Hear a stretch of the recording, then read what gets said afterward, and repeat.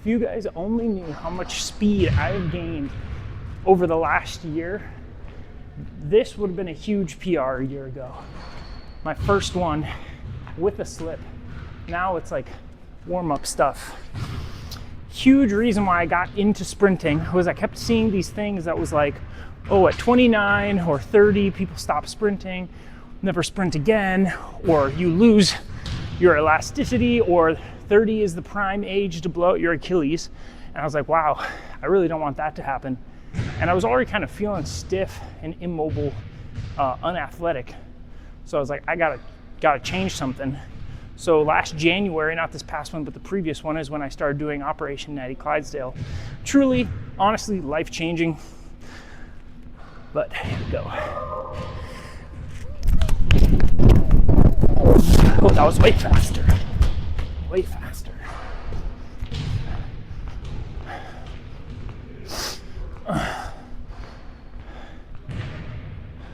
1.34 improvement. It would be cool to get sub 1.3. If you're 30 years old and you're looking at getting into sprinting, this is how I would start.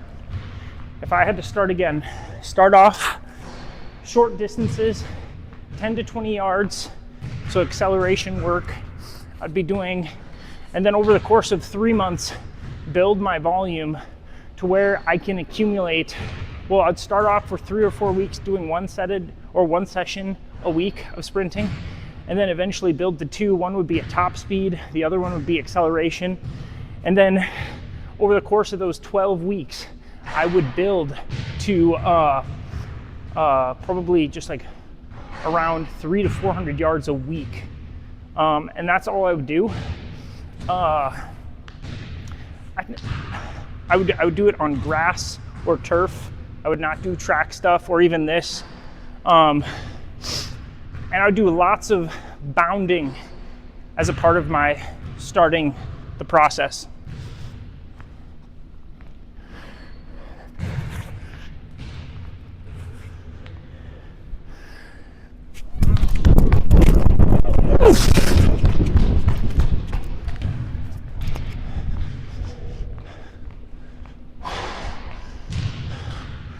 Okay, rep 3, 1.31. We're getting there. We're gonna hit sub 1.3. In other news, have you guys noticed how it seems like everybody, I don't know, maybe not everybody, but it seems like so many people just love being lied to? I got thinking about this because, you know, the ScottyKFitness, MalibuMax, both exposed as liars, and they use their lies specifically to position themselves as like authorities, as virtuous, when in reality, I mean, if you're lying to get there, then you're not that. But what kind of dumbfounds me is the fact that so many people still follow them. And me personally, I get offended when people lie to me like that. And it just amazes me that more people don't take offense to that.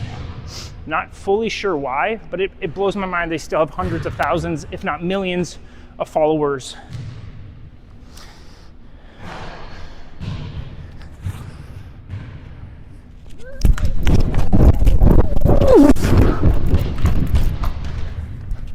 That was good. Let's see.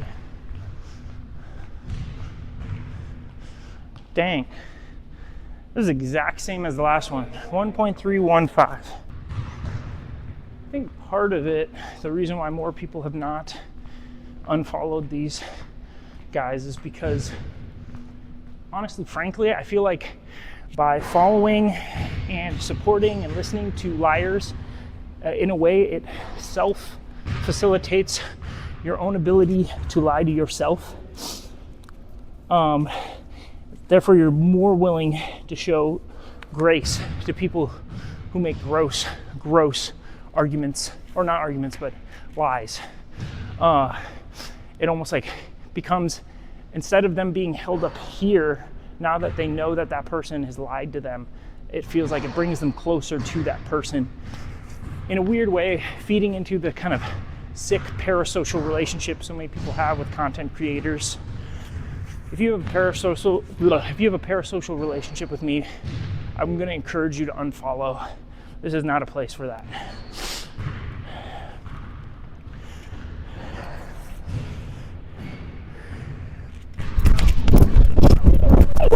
Come on, baby. I'm a kid. There's like no mats on the wall to run into, so I'm just like headlong straight into the concrete. Dang it. 3.28. Slower. That's 5. Only doing one more rep, especially after that decline of speed. I'm gonna give myself just a little extra rest this time to see if I can squeak that out, that speed out.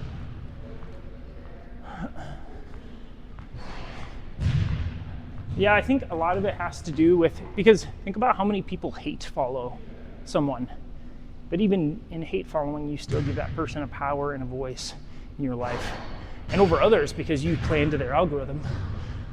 When in reality, the most, like if you dislike what these people do, the most hate-filled thing, instead of crapping on them, would be just to unfollow. You remove their power, their influence. You give the jesters the power and the influence by your follow, your like, your comments, even the hate ones. And in doing that, you also like line their pockets, you re-incentivize the sociopathic lying. And on top of that, it bloats the system out of actual good quality people who are doing stuff like this, I guess. This is not me hating on those guys. To be honest with you, I'm more indifferent. It's just weird to me that this is a thing. People will be so outraged about somebody lying, and then they actually don't do anything about it, you know? And they think commenting, "I'm disappointed in you," will somehow be something. It's like, it's just weird. It's just a weird dynamic socially. All right. Come on, baby.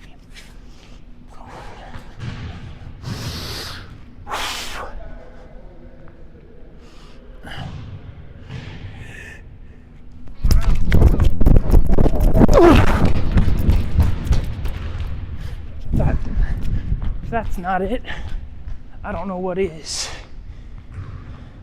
Dang it. That was my fast one of the day. 1.31 flat. Moving on. All right, last thing of the day. Bounding for distance. Goal is baseline to baseline. That would be 84 feet. That would also be a PR. Alternate bounds. 10 jumps total. I'm gonna keep the OVRs up because it would kind of be interesting to see what the speed is like through this. But yeah, let's jump to it.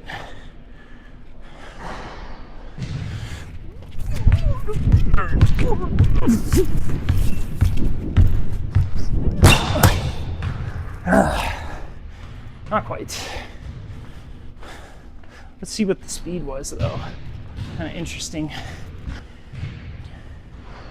2.054.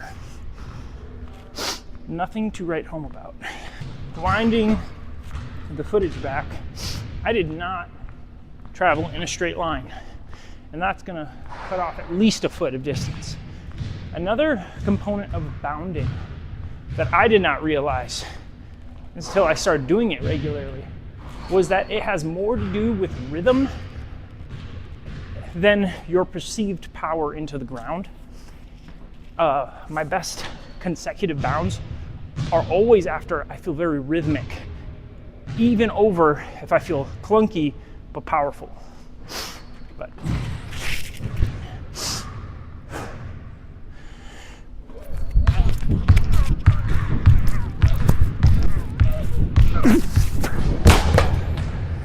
oh yeah. I'm definitely not hitting my goal today.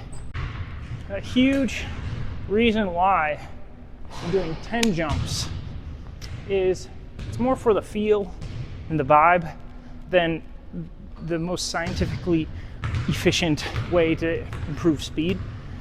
Something about going baseline to baseline in 10 bounds sounds really cool, and that is my motivation primarily.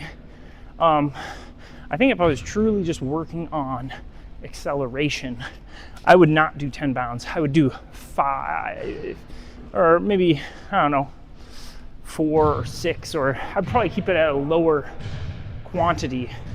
But for the vibe, I'm trying to go baseline to baseline, if you feel me. All right, last one. You kind of have to hang on to hope. You got to be an optimist with these things.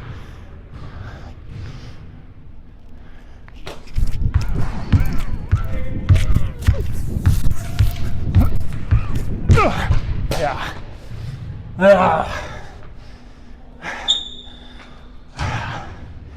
I will say this, being optimistic is good, but it does not counteract the facts, the objective data of falling short, but that's okay. Growth doesn't happen instantaneously. You have to fail. It's part of growth.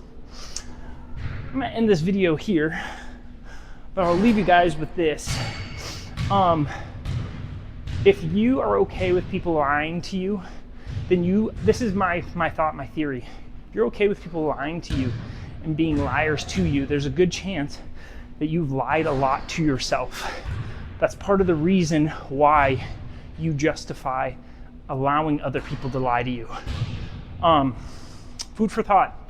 Hey, if I'm okay with these people lying to me in this way, I give them my business, my engagement, how am I lying to myself? That's all. Beefcake Sensei out.